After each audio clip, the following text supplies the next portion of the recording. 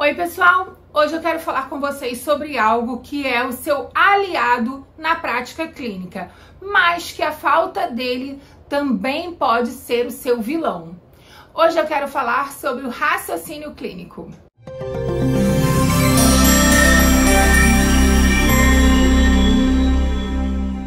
No vídeo de hoje eu trouxe para vocês 4 dicas importantes para ajudar você a desenvolver o raciocínio clínico.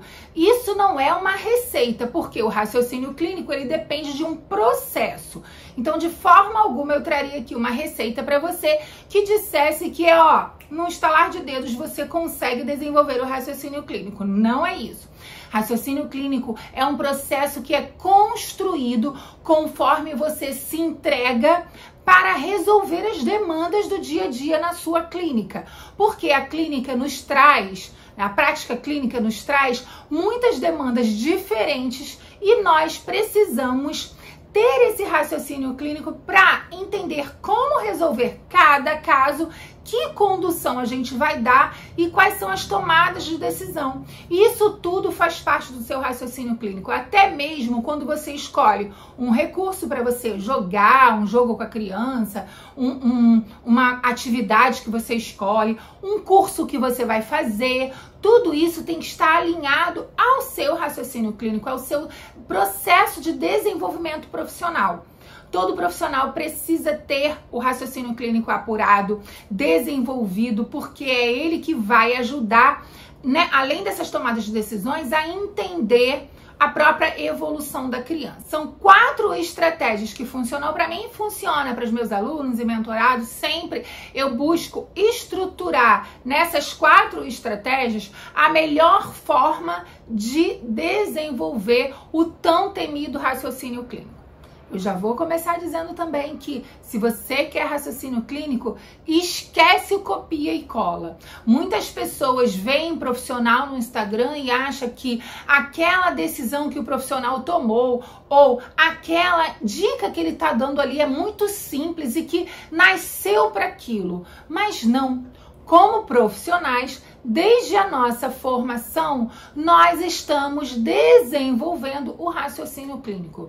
Desde que, diante desses desafios que são as demandas da clínica, a gente se coloque na posição de aprendente, a gente se sinta desafiado e se coloque à prova. Isso também é muito importante. Por quê? Se você nunca acha que está passando por um desafio, que esse desafio está te provando, né? E essa prova vai te levar a uma mudança, de fato, não existe raciocínio clínico, você não vai pensar sobre aquilo. Então, o raciocínio clínico, ele é para fazer você sair da caixa. Você é um terapeuta fora da caixa ou você ainda segue padrões que não estão dando resultados, mas que você também não consegue se desprender a esses padrões que criaram? Vamos pensar sobre isso? A primeira estratégia que está ao alcance de todos com a internet é a leitura de artigos científicos. Muitas vezes eu vejo os profissionais investindo em muitos livros, eu também gosto de livros, mas a produção de artigos científicos, inclusive ela alimenta os autores dos livros, né? Muitos vão virar livros, né? Mas os artigos e pesquisas científicas são eles que estão a todo momento atualizando. Todas as informações estão sendo atualizadas a todo momento com a pesquisa.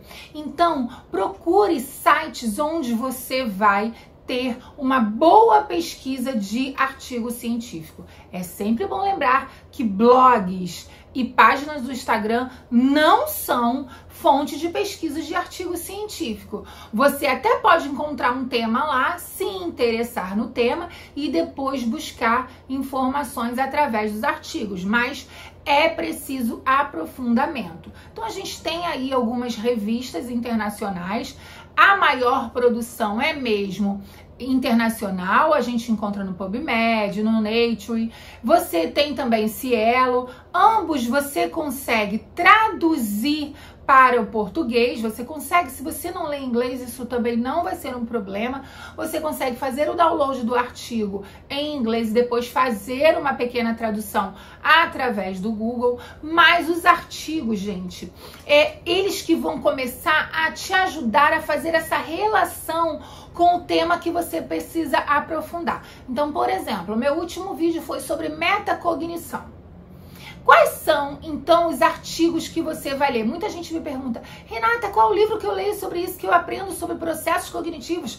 Vocês já viram um vídeo aqui, né, no canal sobre os processos cognitivos? Eu sempre indico que busque por um artigo científico que faça uma relação no dia a dia. Então, às vezes, o artigo científico ele está buscando a metacognição não num termo genérico, ele está buscando a metacognição como resposta de alunos do primeiro ensino fundamental. Então, olha como você consegue, através da leitura de artigos, selecionando, é claro que você vai precisar fazer seleção. Quanto mais você estuda sobre artigos, né? Quanto mais você pesquisa os artigos, mais você vai aprofundando essa sua capacidade de selecionar quais são os bons e tudo mais. Mas nesses artigos você vai encontrar especificamente para o seu público. Então você quer saber da estrutura de metacognição em pessoas com TDAH, você quer saber como se desenvolve ainda na educação infantil, as habilidades pré-escolares, como desenvolver metacognição.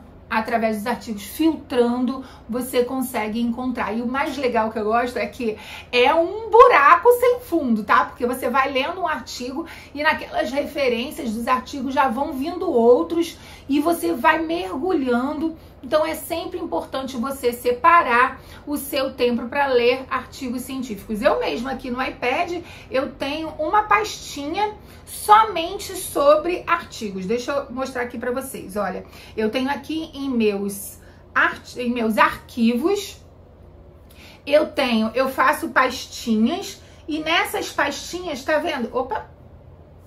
E nessas pastinhas, ó, por exemplo, aqui é de função executiva. Eu tenho artigos onde eu estou estudando alguns artigos específicos que eu fiz uma pré-seleção. Porque você não precisa ficar online, né? Você consegue fazer essa pré-seleção e ir desenhando, ir estudando e ir aprimorando os termos. Então, gente, primeira estratégia é aprenda a ler artigos científicos, estude através dos artigos científicos. A segunda estratégia é compreender os marcos do desenvolvimento. Parece muito bobo e muito básico, mas muitas pessoas sequer compreendem quais são os marcos do desenvolvimento. Então, elas estão muito presas a diagnósticos, elas estudam muito sobre diagnósticos, mas ela não sabe o percurso, o que precisa acontecer. Então, você precisa entender como é o desenvolvimento humano, como ele acontece, como o cérebro se desenvolve. Aí sim você se apropria dos conhecimentos relacionados aos diagnósticos que a gente tem de transtornos e deficiências, mas principalmente conhecer. Eu costumo dizer assim, ó, conheça o percurso normal do rio. Você precisa saber por onde você vai navegar. Então, quando você conhece marcos de desenvolvimento, por exemplo, você sabe o que é esperado para uma criança com 4 anos. O que muitas pessoas falam, avalia, né? E na avaliação coloca assim, essa criança não tem atenção, mas ela tem 4 anos. Você sabe qual seria o tempo de atenção esperado para uma criança de 4 anos? Então você tá vendo? Você consegue ir buscando isso e quando você conhece o desenvolvimento, o que é esperado para cada idade, você vai conseguir, então, diante de algo atípico, de um desenvolvimento atípico, você vai conseguir, né, estabelecer padrões que você vai buscar para desenvolver, para estabelecer seu plano terapêutico, para buscar até mesmo onde buscar informações sobre o que não está acontecendo naquele desenvolvimento. Então, o próprio processo mnemônico, né? Como acontece a memória, quais são os tipos de memória, qual é a memória para alfabetização, o que é memória de trabalho, isso tudo você vai desenvolvendo quando você conhece o desenvolvimento e você sabe o que é esperado, o que se desenvolve primeiro, o que vem depois. Então, conheça sobre o processo cognitivo. Aqui, né, tem um vídeo sobre isso, conheça sobre desenvolvimento infantil. E tem aqui um vídeo onde eu distribuí para vocês uma cartilha com cada marco do desenvolvimento importante na primeira infância. Então já é um bom começo. Conheça sobre o desenvolvimento, entenda sobre desenvolvimento humano. Essa foi a segunda estratégia, né? A terceira estratégia é conheça os processos cognitivos, como eu estava falando aqui. Você precisa conhecer esse cérebro, o que é esperado para esse desenvolvimento, como ele vai acontecer e quais são as habilidades de base para o desenvolvimento de outras. Então, muitas vezes, uma habilidade ela vai ser a base para o desenvolvimento da próxima habilidade. Então, assim, o cérebro ele trabalha de forma multimodal. Ele não trabalha em maneira separada, não. Apesar de cada área ter, né, uma habilidade em desenvolvimento, o cérebro tem as áreas de habilidade, mas todas elas funcionam de maneira integrada. Quando você conhece sobre processo cognitivo, que é a área que você domina, profissional da psicopedagogia e neuropsicopedagogia, vai atuar com a aprendizagem e precisa dominar os processos cognitivos. Então, veja também o vídeo aqui, que é um passinho. Você vê esse vídeo, aí vai lá no desenvolvimento, vê lá na cartilha do desenvolvimento o que é esperado, aí depois procura um artigo científico sobre algum termo que você não sabe ou alguma área cognitiva que você quer aprofundar. Então, você está vendo também como essas estratégias elas estão uma relacionada à outra, porque é isso, você vai desenvolvendo o seu processo e esse seu processo de desenvolver esse seu raciocínio, você vai ajustando o que é bom, o que cabe para você, não tem receita pronta.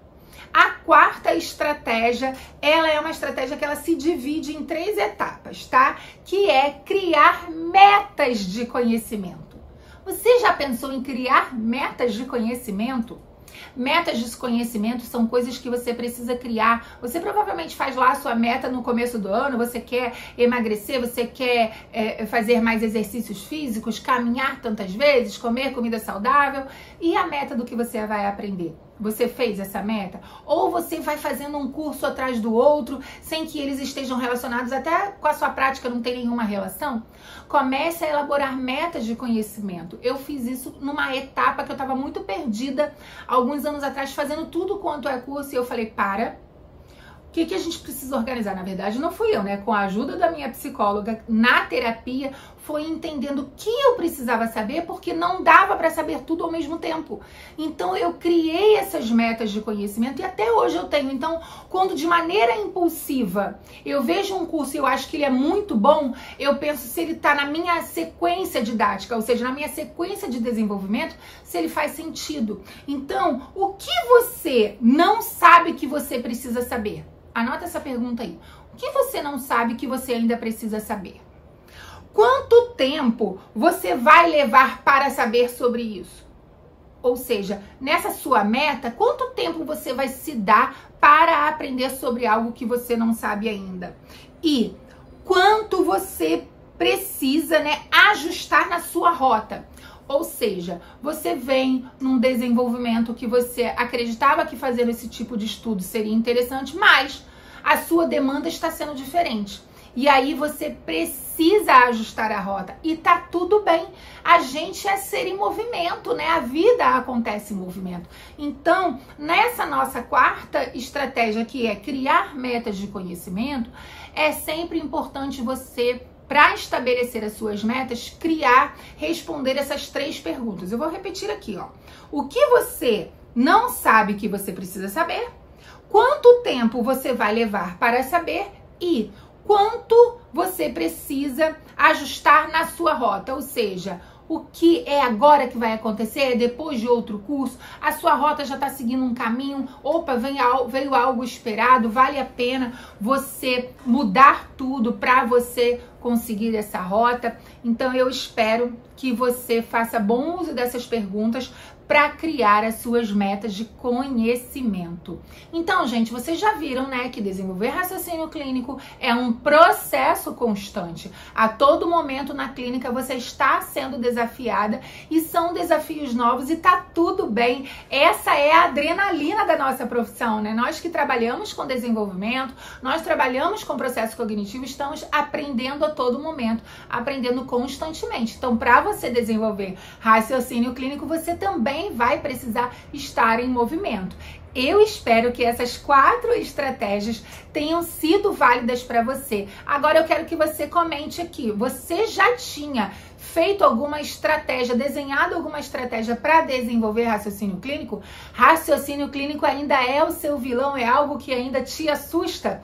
Eu espero que depois desse vídeo tudo se torne mais fácil e mais prazeroso. Afinal, quando a gente aprende motivado e com prazer, essa aprendizagem se torna significativa. Você já me segue aqui? Convida alguém para se inscrever no canal. Vamos fazer esse grande mutirão de profissionais que aprendem cada vez mais e desenvolvem raciocínio clínico. Um beijo grande. Tchau, tchau.